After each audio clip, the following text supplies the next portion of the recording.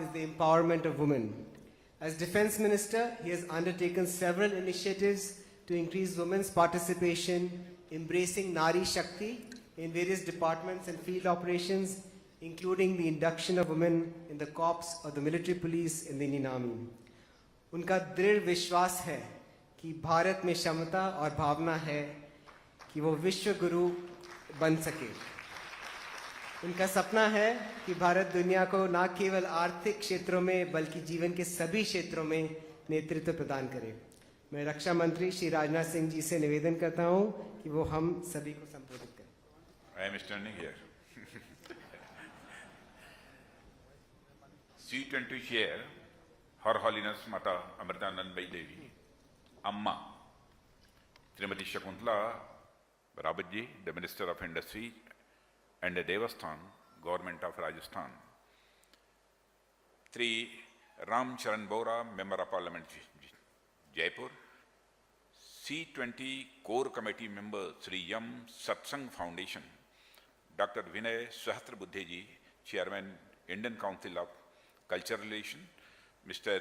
Sombi Sharp, Resident Coordinator, United Nations, G20 South Sherpa, Sri Abhay Thakurji, Member of Parliament from Switzerland, Mr. Nicholas Gagel, and C20 Working Group's Patron and RMP Secretariat Sri Vinay Sahasrabuddheji, MLA Sri Yoginder Singh Ji, Avana, C20 Sherpa Sri Vinay Nambiarji, Troika Member Indonesia Mr. Maftushan, C20 Core Committee Member Srimati Nivedita Vide, Ji Vivekanand Kendra, and Troika C20 India Swami Amrita Swarupanand Ji, and my brothers and sisters who are participating as a delegate in this conference. I am delighted to be here at the Civil 20 India Summit 2023 in this beautiful city of Jaipur. At the outset, let me take this opportunity to say that we are fortunate to have Her Holiness Mata Amritanandamayi, or as addressed by everyone, Amma, as the C20 chair.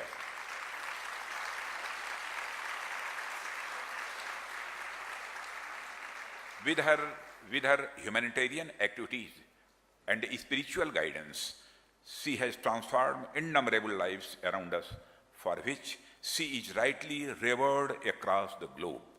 On this occasion, I offer my deepest regards to Amma. Friends, this August gathering C20 in Jaipur brings together many visionaries, experts, activists, and change makers from across the world. Today, I stand before you with a sense of shared responsibility and optimism for our collective future, which shall be shaped by the concerted efforts of the governments and civil society organizations. In the next 20 minutes or so, I will try to put forth my views on the same, not as the Defense Minister of India, but principally as a proud legatee of an ancient humanist civilization and a citizen of the globalized world of today. Brothers and sisters, as you all are aware, India has assumed G20 presidency in December 2022 under the visionary leadership of our Honorable Prime Minister Sri Narendra Modi.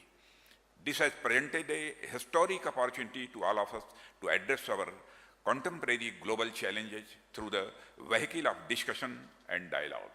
Hopefully, we can also identify and implement appropriate response to the challenges confronting our human society. The theme of India G20 presidency is Vasudhaiva Kutumbakam, which can be broadly translated as one earth, one family, and one future. Brothers and sisters, this expression is drawn from our ancient Sanskrit text, Maha Upanishad, and it affirms the love and respect for the entire creation around us, be it human, animal, plant, microorganisms, or even inanimate matter.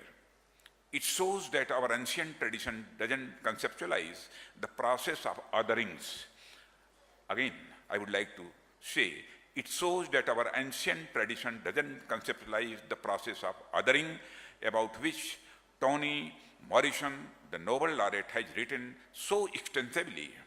In India, there is no othering on the basis of race, religion, etc. We have never seen the other as different from ourselves, and we have endeavored to embrace the whole world as our own family. Brothers and sisters, most of you would already be aware that in our culture we worship rivers, forests, mountains, etc., and thus we hold even the non-living entities with great reverence.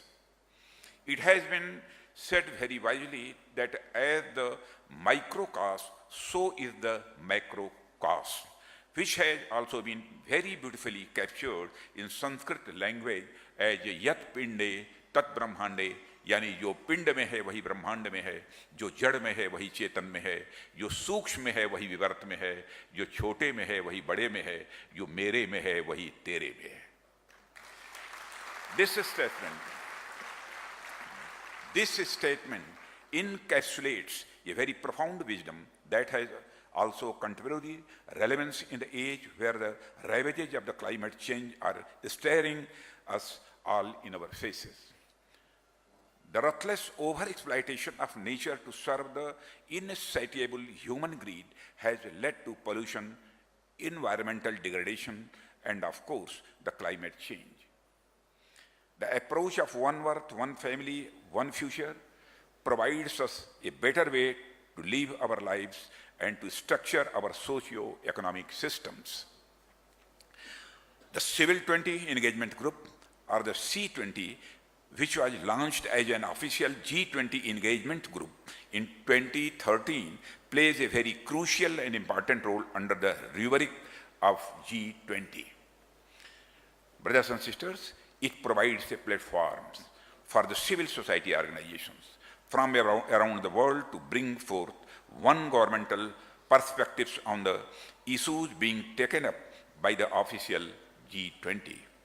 It gives an alternative, non-governmental voice to the people's aspirations from across the globe. I am aware that there are various C20 working groups which are working on diverse domains ranging from integral holistic health, education and digital transformation, gender equality to technology, security and transparency. These are the potential to impact official policies and programs across all the dimensions of social, economic, and environmental challenges that we face today. Brothers and sisters, when we speak about civil society, there are various perspectives on it. Some see the civil society as a space of voluntary associations and intermediary institutions that exist between the individual and the state. At times, it has also been stated that the civil society necessarily works in contradiction or opposition to the state. However, in my humble opinion and understanding, this viewpoint is not the correct one. The civil society organizations are intrinsically antithetical to the state apparatus. We have plenty of examples where both the government and the civil society have played a complementary role in enhancing the human well-being. There are various sectors ranging from education to health sector, from gender equality to environment, where both governments and the civil society institutions have worked hand in hand and have achieved significant quantifiable progress. In the immediate context of the present day India, many of the government's landmark initiatives such as Swachh Bharat Abhiyan, Beti Bachao, Beti Padhao Abhiyan, etc., which have brought significant transformational and attitudinal changes in the society were complemented by the Herculean efforts made by the various civil society organizations in these fields. Brothers and sisters, in fact, at a broader level, it can be asserted that a robust and enlightened civil society is essential for a functioning democracy, as it enables the citizens to engage in deliberative dialogues and cooperative efforts outside the adversarial arena of electoral politics towards achieving the national objectives. Sometimes we tend to think that the emergence of civil society is a modern phenomenon, but even a cursory look at our history tells us that it is not so. Brothers and sisters, in our ancient traditions, we find various examples as to how we had robust civil society structures way back then, which played a significant role in shaping the socio-cultural and political fabric of their societies.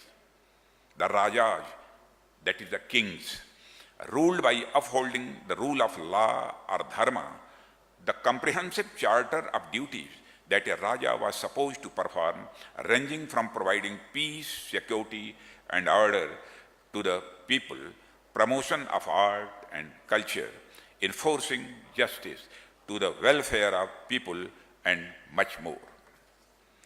It was primarily the contemporary civil society organizations and structures which were instrumental in operationalizing the ideals of the dharma mentioned earlier by me.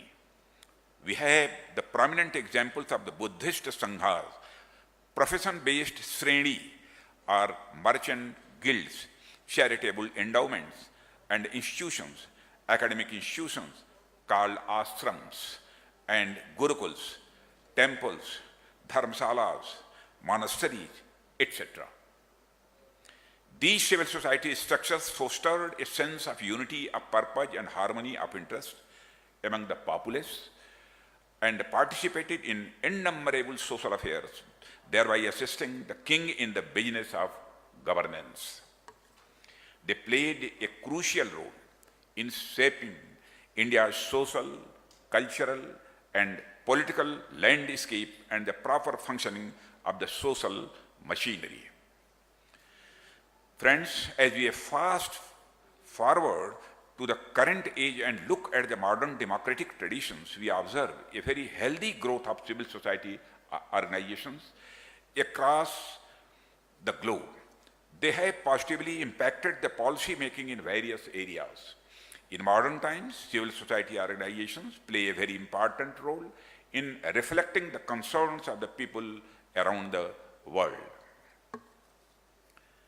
Friends, I have been saying that the governments and the civil society organizations can complement each other, but it is not the same thing as saying that they are one and the same. Of course, the two are different. The functioning of the government and the civil society is different from each other. Ideally, the government is guided by constitution of the realm and the laws subsisting under it, and thus the government apparatus is more rigidly organized, structured, and institutionalized by its very design. Brothers and sisters, the dreams, aspirations, thoughts, ideas, needs, requirements, hope of the people, and the corresponding actions, once they become structured, aggregated, and organized at the national level, get integrated into government policies and programs through a formal process.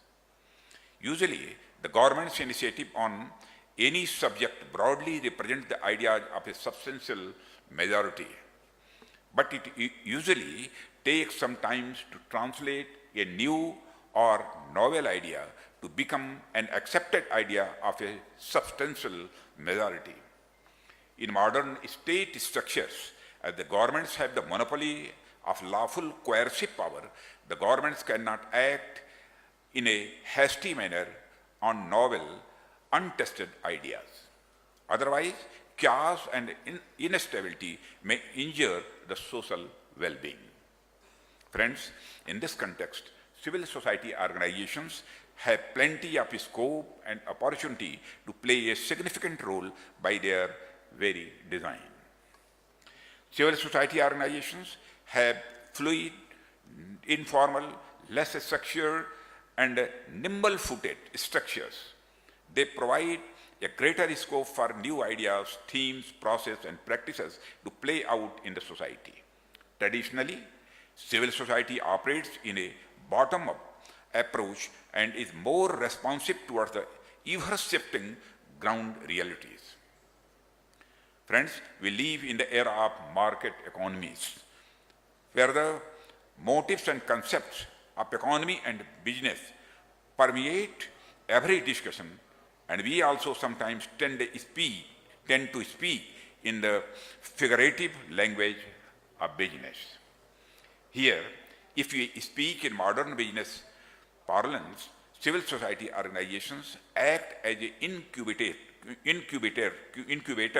for new ideas and practices, which, if found successful and beneficial at the micro level, can be scaled up at the macro level by the government agencies. We have numerous examples in this regard. Earlier, many charitable institutions were active in some schools for provision of a healthy meal to the needy students. This was subsequently incorporated in the midday meal scheme of the government. Similarly, the current regulatory architectures in modern states for professions, business, etc. are scaled up and refined versions of the bygone internal regulatory system of civil society organizations such as artisan and merchant guilds or Sreni in India, Europe, etc. Friends, the point I am getting to is that the aforementioned comparative advantages of the civil society organizations and the traditional government structures can be harnessed for the overall progress of the society. Civil society organizations can act as a force multipliers for the governments. In India, civil society organizations have made many noteworthy contributions in improving the quality of life of our people, particularly in the health and education sector. Their consistent and determined efforts for the betterment of the vulnerable groups have significantly altered the social and economic landscape in a very positive manner. In my mind, there is no better example than Amma herself. Brothers and sisters, her selfless, Amma, her selfless contribution towards alleviating the pain and suffering of the poor, along with the charitable activities in the field of healthcare, disaster relief, women empowerment, etc., are non-parallel. Amma, you are a true inspiration for all of us and to all the civil society organizations across the world.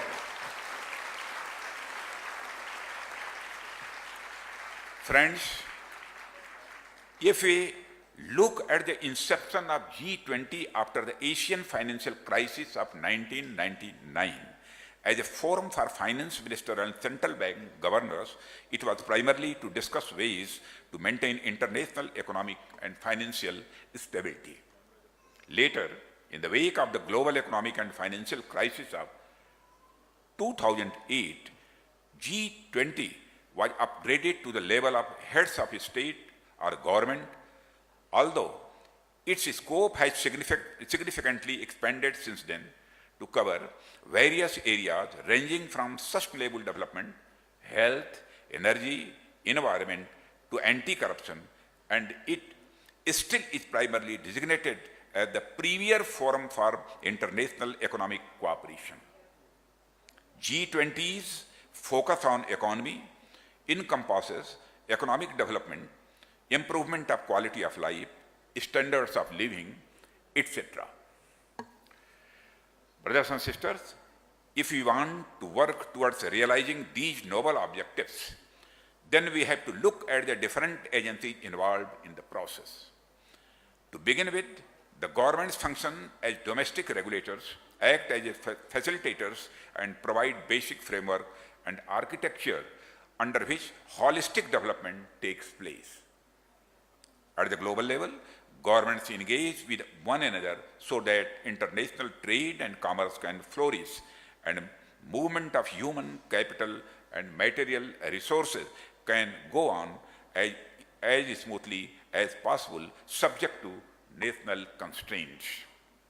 Friends, moving beyond the governments, if we identify the principal stakeholders and the participants in this developmental process, we notice that these mainly comprise workers, consumers, firms, business leaders, managers, women's organizations, trade unions, peasant organizations, volunteer organizations, professional associations, religious and charitable institutions, etc., and these all constitute the broader civil society. Similarly, if we look at both G20 and C20, it is important to note here that while G20 is a rigidly structured forum, C20 can represent numerous civil society organizations from across the spectrum. Thus, while there is only one G20 forum, there can be many fora of C20. It is so because C20, by its very nature of being related to the civil society, has the unique ability to accommodate diverse ideas and themes coming from different sections of humanity. The flexible, inclusive approach of C20 forum can both learn from and teach the G20 forum, leading to further improvement in the design and implementation of policies and programs at the global level. Thus, at the levels of the C20 and G20, there exists a symbiotic relationship through which a positive feedback mechanism can be established. Hence, a need to nurture this relationship on a sustained basis. Friends, I would like to convey my sincere thanks for giving me the opportunity to express my views. Once again, I express my abiding reverence for Amma. With her profound wisdom, I found that she will always act as a guiding light for one and all.